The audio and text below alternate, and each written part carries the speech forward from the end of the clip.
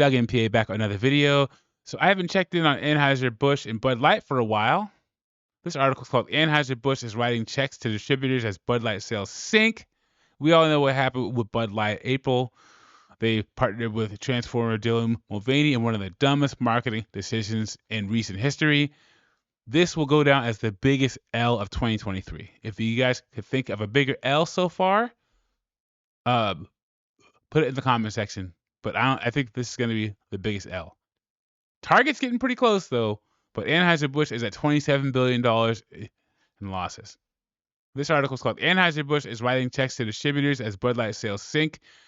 Salespeople, distributors are feeling the pinch from people not buying Bud Light because of the marketing department's decision.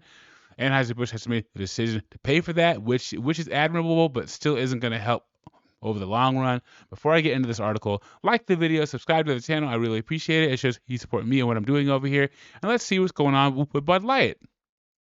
It says, Bud Light parent company Anheuser-Busch has laid out a plan to appease beer distributors affected by 2 months of plunging sales sparked by the ongoing customer boycott.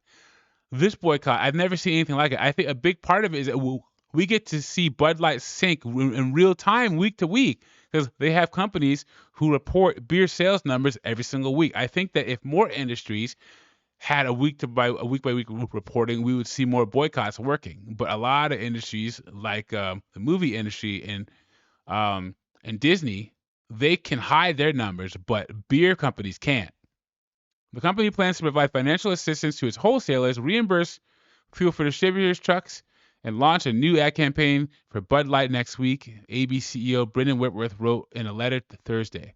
We recognize that over the last 2 months, the discussion surrounding our company and Bud Light has moved away from beer. This has impacted our consumers, our business partners, and our employees, Whitworth said.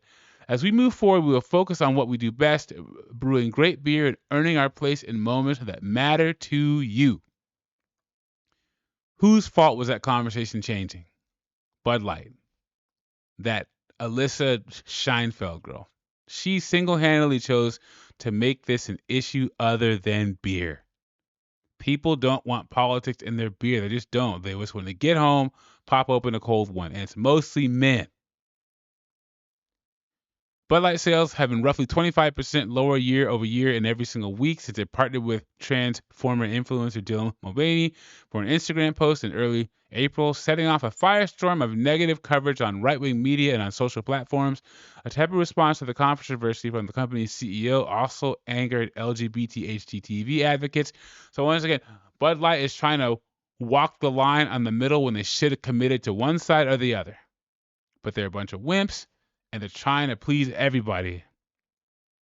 Anheuser-Busch has provided financial support based on the extent to which sales have fallen, according to Beer Business Daily, an influential beer trade newsletter.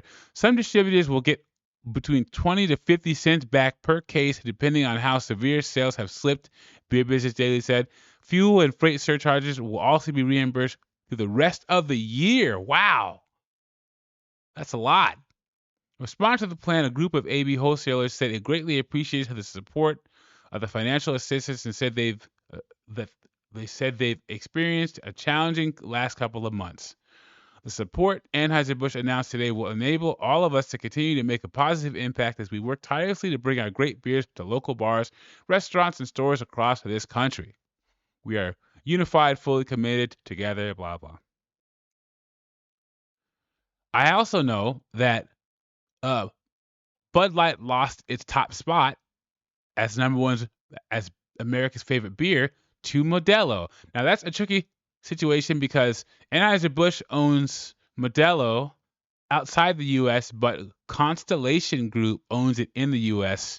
because there was an antitrust or anti-monopoly thing with Anheuser-Busch that forced them to break up their company, and Constellation Group bought the rights to certain beers. So that's kind of a tricky situation. But it's good that Anheuser-Busch is going to pay back these distributors through the end of the year. But what's going to happen after that? Because people have left Anheuser-Busch and they're never coming back, ever. Let me know how long you think the boycott is going to continue. Like the video, subscribe to the channel. I really appreciate it. And I'll see you on the next one.